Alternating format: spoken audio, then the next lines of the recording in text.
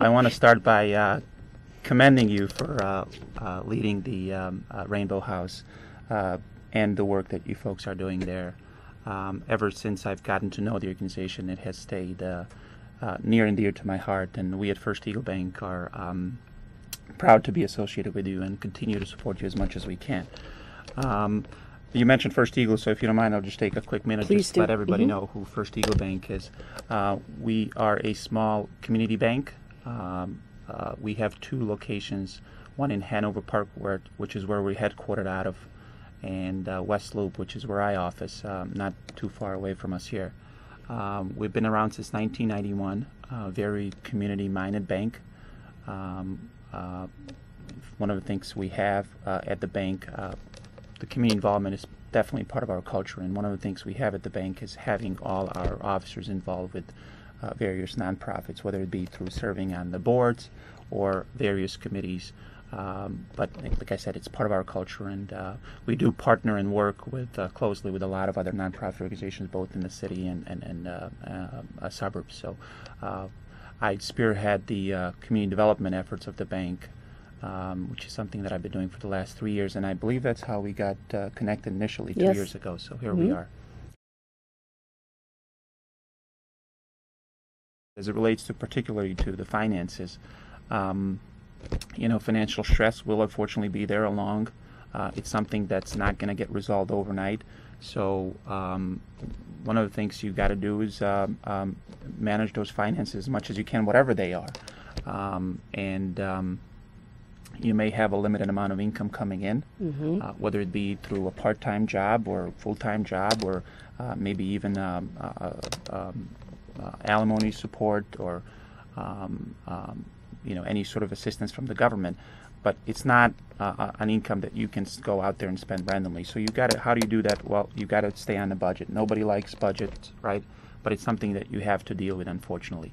So how do you? Where do you start? The first thing is you look at your expenses. Look at what you have going in.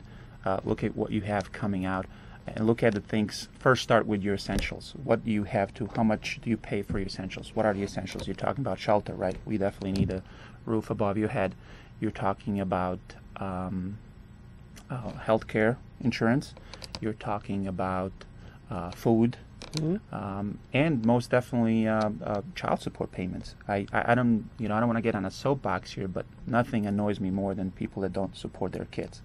And just because there were issues between the two of you, the kids shouldn't be the ones that are paying the price for this. So that is definitely a priority. The transportation. You do need a car. You do need transportation. You need to go from and to work.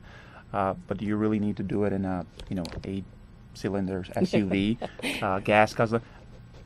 Probably not. What you need is a small car. Preferably used. You don't need a new car that can get you from point A to point B without costing a fortune. So, and while we're at it, there are a lot of other things. Go through your list and figure out, this is what I'm spending on eating out. Do you need to eat out every day? Do you need a premium cable channels? Do you need to pay $100 in that every month? No, probably not. No. So there are a lot of things. You'll be surprised at the end of the day that you go through it and say, hey, this is really. This is the stuff that I really don't need. To quote our lovely presidential candidate, I hope you're feeling some sarcasm here. He when asked about the deficit reduction, he said, I'll go through the list and ask myself, is this program so critical that we need to borrow money from China, right? And I guess, just to put that into perspective, that's the same question you can ask yourself. Is that getting that iPad 4 or whatever, the latest one that just came out, is it really so critical that you need to buy it and get it on a credit card? If the answer is no, then you probably really don't need that. So, and then last but certainly not the least, the savings part. Once you get a good handle on your expenses, on your budget, you need to think about savings. You are now on your own, obviously. You probably have family. You probably have kids. So you do need to think about saving.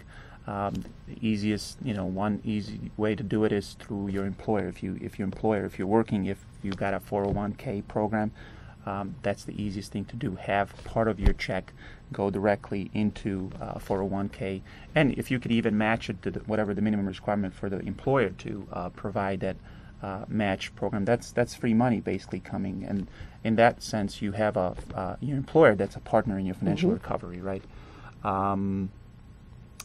If your employer doesn't offer 401k, maybe you can set up an individual retirement account at the bank.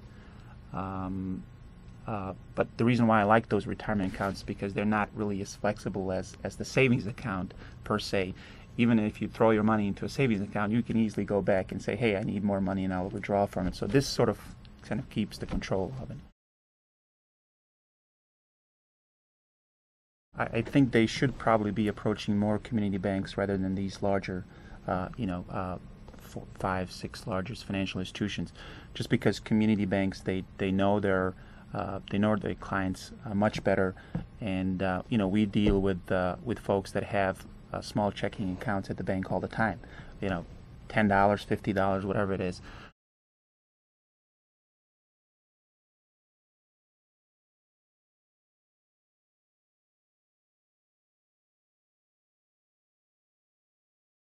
That's a largest misconception that I've heard, and we've, quite frankly, we've been having problems reaching to a greater Hispanic community, Latino community, because of that fear, and that's just simply not true.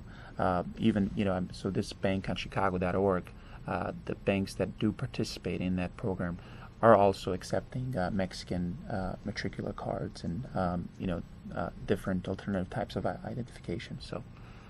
That's just not simply true. Okay. If you see or hear domestic violence, please take action. Call 911. The Chicago Police Department is trained and ready to assist in domestic violence situations. If you need emergency assistance, call 311 and tell them that you need the domestic violence hotline. You can speak to a counselor 24 hours a day, and they will also help you find immediate shelter. You're always welcome to call Rainbow House, the number behind me.